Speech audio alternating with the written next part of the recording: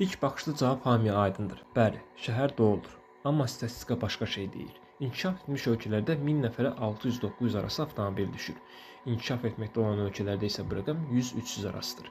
Regionumuza baxdıqda Gürcüstanda 350-400, Ermənistanda 220-250, Azərbaycanda isə 160-180 arası. Yəni rəsmi göstəricilərə görə Azərbaycanda avtomobil sayı yüksək deyil. Əksinə regionla müqayisədə aşağıdır. Bəs o zaman bu tıxaclar hardan başlayır?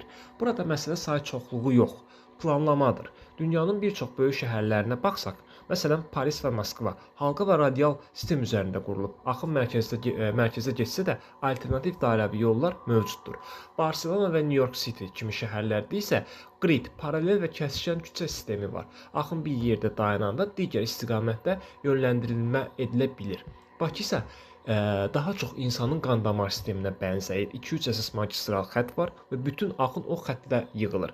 Ana damar tutulanda, necə ki bədən böyük hissəsi iflic olur, Bakıda da bir əsas yol tıxananda şəhərin yarısı dayanır. Deməli, problem avtomobil sayının çoxluğu deyil, problem axının paylanmamasıdır. Buna əlavə olaraq 3 amil də təsir göstərir. Birincisi, mərkəzləşmiş iqtisadi model. İş yerlərinin böyük hissəsi şəhərin mərkəzində olması. İkincisi, ictimai nəqliyyatın effektivliyi. Alternativ güclü olmayanda hətta az sayda avtomobil belə tıxac yarada bilir.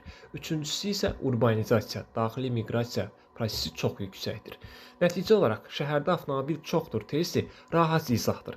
Amma əsas problem şəhərin modelidir. Tıxac avtomobil sayının nəticəsi deyil. Tıxac planlama, axının idarə edilməsi və iqtisadi mərkəzləşmənin nəticəsidir.